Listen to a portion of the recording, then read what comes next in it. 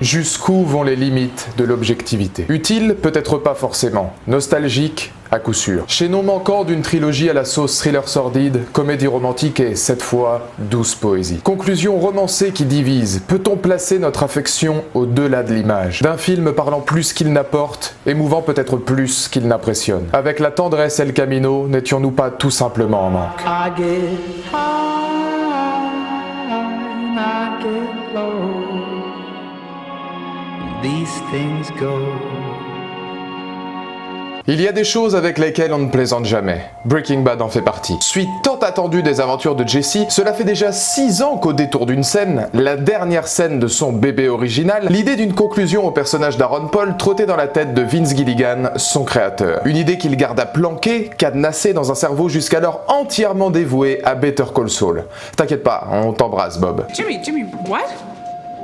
It's all good, man. Il faudra attendre 2018 pour qu'Aaron Paul lui-même soit tenu informé du projet, lors des 10 ans de Breaking Bad. Paul avouera lors de plusieurs interviews avoir reçu un appel de Gilligan lui parlant d'une continuité, d'une vision, quelque chose permettant d'enfin conclure un axe complexe et torturé. Paul se prépara alors à un projet prenant plus de 7 mois à Gilligan, rien que pour le script. Selon lui, l'avenir de Pinkman hantait littéralement son auteur depuis la fin de Breaking Bad. Personne ne devait être au courant de l'avancement du scénario, du casting, ainsi que de la date de tournage. Un script que même l'ensemble du casting ne connaissait pas. Gilligan ne fournit aux acteurs présents que leurs parties respectives sur le tournage, mais en aucun cas l'entièreté du projet. Si bien qu'en 2019, le public apprend en seulement quelques mois l'idée du film, sa première date de sortie, puis un premier teasing quelques jours seulement après la fin de tournage. Un secret maintenu jusqu'à ce fameux 11 octobre 2019 où El Camino débarque sur Netflix avec une idée principale. Vince Gilligan ne sortirait son œuvre que si elle n'était non pas bonne ni excellente, mais parfaite. Parfaite. Un mot à la hauteur de Breaking Bad. Un mot nous ayant accompagnés pendant des années, jusqu'aux folies de Jimmy McGill. La question demeure maintenant, El Camino l'est-il lui aussi réellement? Jesse?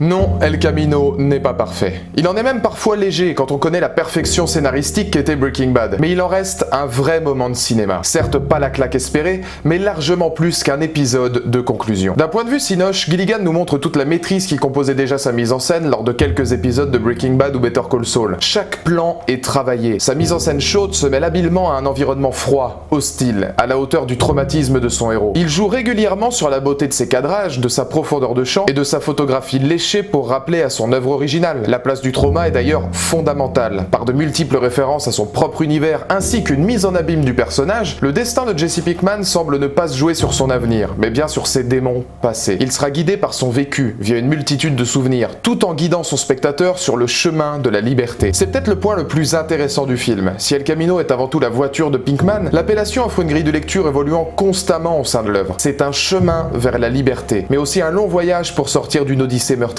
Une aventure aux chemins multiples, se croisant au travers de personnages s'éloignant pourtant les uns des autres. Une façon subtile de montrer également à son spectateur ô combien Walter White et Jesse Pinkman étaient différents. Ce voyage fut salvateur pour l'un autant que destructeur pour l'autre, clant la boucle d'un personnage esquissant pour la dernière fois un sourire plus mature.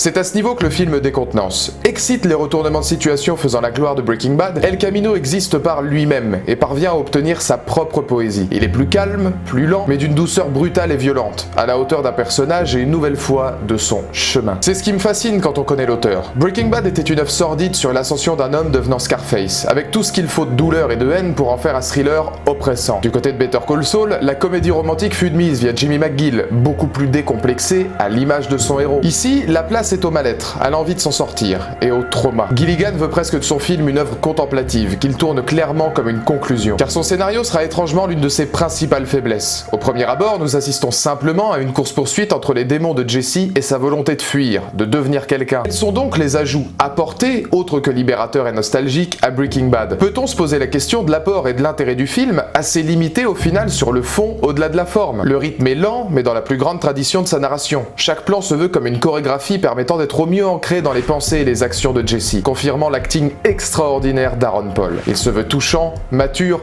comprenant que plus rien ne saurait être comme avant. C'est à ce niveau que lire entre les lignes est important. Certains y verront un épisode n'apprenant rien de plus que ce que la fin ouverte de Breaking Bad nous laissait imaginer, accompagné d'une bonne dose de fanservice. D'autres y verront toutefois la poésie qui en découle, métrage ayant sa propre identité dans une trilogie sublimée par les notes de Dave Porter. La vraie surprise demeurant les quelques surprenantes incohérences dans une œuvre signée Gilligan, en particulier le surpoids de Jesse Plemons pouvant sortir de l'intrigue. Et si le poids du temps, si j'ose dire, n'avait pas finalement été son meilleur ennemi. Comme si nous en attendions encore plus. Comme si nous étions parfaitement conscients de sa poésie, de son être à part entière, mais qu'il manquait quelque chose pour en ressortir pleinement satisfait. Oui, j'ai aimé El Camino, étudiant les moindres richesses qu'offre Gilligan, mais il me manque quelque chose au-delà de son univers pour que j'en fasse un chef-d'œuvre. En reste toutefois un énorme plaisir au-delà de sa propre matière.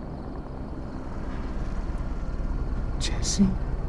La nostalgie. Oui, j'ai vécu quelque chose de particulier devant El Camino. Comme si j'avais l'impression de me sentir orphelin, que ce soit d'une famille ou d'une série extraordinaire. De la compassion de Mike dans l'une des premières scènes du film, symbole de notre empathie et notre attachement que lui-même pouvait avoir pour Jesse, au flashback de Walter, des larmes de Pinkman à l'expression touchante de Skinny Pete à son égard, El Camino te donne une sensation vraiment étrange. Comme si quelque chose qui sommeillait en moi depuis toujours semblait disparaître, partir avec une certaine émotion. Dude, you're my hero and shit.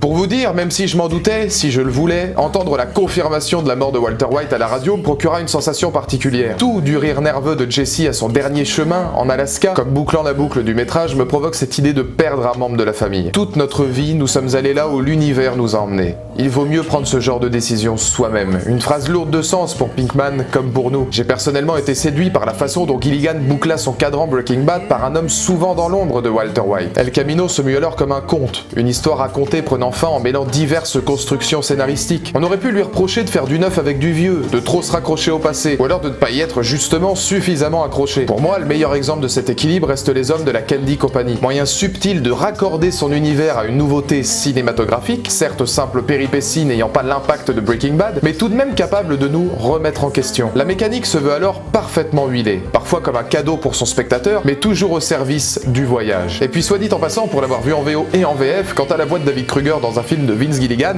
ah bah tu te tais et tu écoutes. Alors s'il te plaît, ferme ta gueule, laisse-moi gérer ça. Oui, revoir ces visages, en particulier Jesse, qui fut pour moi grande assimilation, demeure particulier, aussi doux qu'amer. Car cette fois, tout semble terminé. Cette fois, la dernière page de notre aventure, sans compter les frasques de Saul Goodman, se referme devant nous, avec plusieurs questions. Pouvions-nous en attendre encore plus? Comment expliquer mon regard ahuri pendant le générique, incapable d'en décrocher les yeux, comme si je venais d'assister à quelque chose me complétant autant que Pinkman? Cette sensation proche d'une fin collant à un univers où le calme nous entourant devient oppressant. Cette fois, c'est fait. Jesse.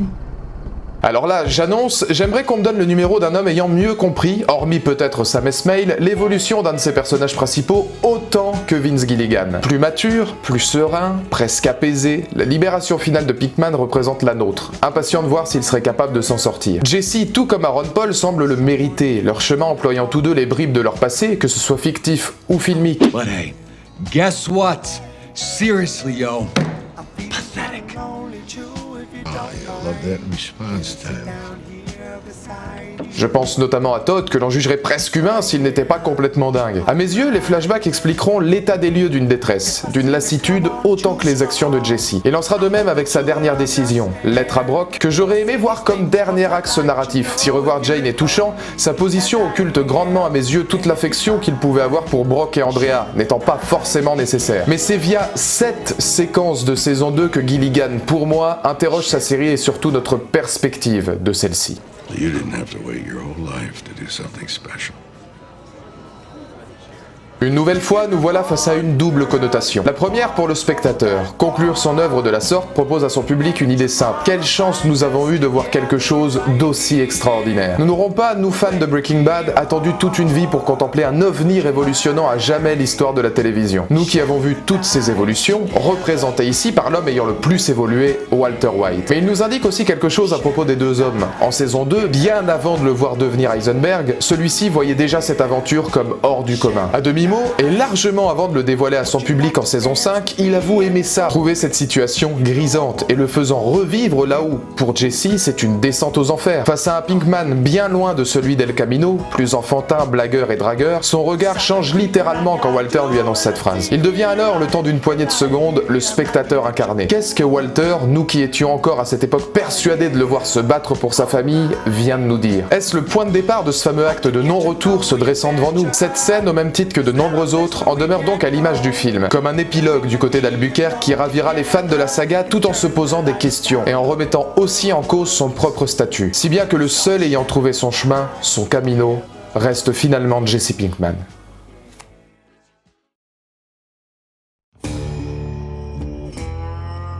Non, El Camino n'est pas parfait. Mais il provoque quelque chose. Il devient troisième tête d'une hydre colossale menée par un homme ayant révolutionné le genre d'une fusillade désertique à un insecte se perdant sur la main d'un Jesse comprenant sa solitude. Quelque part, nous sommes tous des fils, des héritiers de Breaking Bad. Et au-delà d'un film ayant aussi sa part d'ombre et de défauts, Gilligan nous offre un héritage. Nous aurions tous pu être Walter White dans Breaking Bad, Jimmy McGill dans Better Call Saul ou Jesse Pinkman dans El Camino. Car l'histoire se dessinant devant nous est aussi une part de liberté, la nôtre, à s'émanciper du quotidien pour en devenir l'ultime protagoniste. Culturellement, artistiquement, Breaking Bad devient alors notre chemin, El Camino, offert par Vince Gilligan pour terminer cette poésie atypique, torturée là où nous l'avions commencé, au détour d'une sensation.